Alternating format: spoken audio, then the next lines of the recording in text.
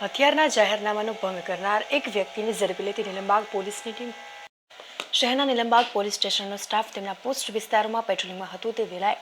railway station road યાત્રી hotel પાસે